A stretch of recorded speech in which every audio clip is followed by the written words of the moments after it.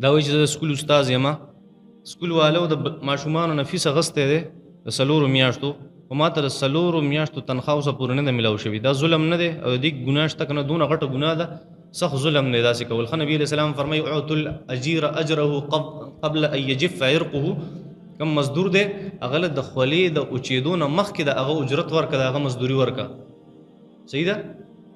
تقریبا بخاری کی روایت ته تقریبا چې نبی علیہ الصلوۃ والسلام فرمایل چې الله جل شانو به دریو کسانو طرفدار د قیامت پر ورځ باندې اغي د طرف نه مقابله دی الله جل شانو دغه ظالم سره. یو پکې هغه سړی دی، هغه مزدور چې هغه مزدوري کړي او څوک له مزدوري نه ورکړي، الله به د قیامت پر ورځ د طرفداري د هغه خلاف سړي د هغه سړي خلاف په الله جل شانو فیصله کوي کوم چې دا ظلم کړی. ښه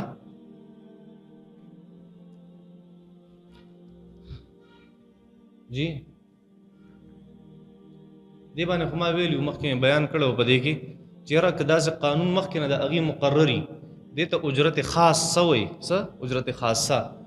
لکه هغې وایي که چوټیانې که هر څه یې کې دې فیس په مونږ راکوئ نه هغه اخیستی شي، هغه د دې فیسه اخیستی شي. ځکه دې له چې دې سره چې زمونږ کومه اجاره شوې ده هغه د دې ده چې یاره که چوټي او که هر څه خو مونږ به تاسو له د میاشتې فیس درکوو. نو که د هغې قانون داسې بیا درسته، که د هغې قانون داسې نه یا سرکاري قانون داسې نه نو بیا درسته نه ده.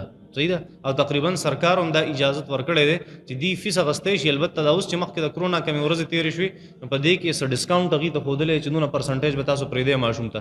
صحیح ده؟ نو قانون خلاف ورزي کول دا ګناه ده. بیا ښه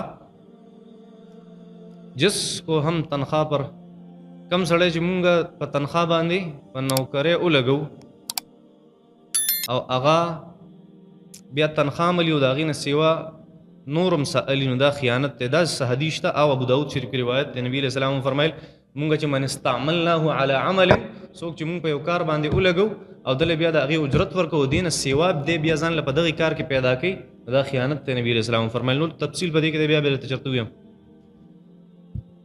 دا به سبب ووایو. صلی الله تعالی علی خیر خلقه.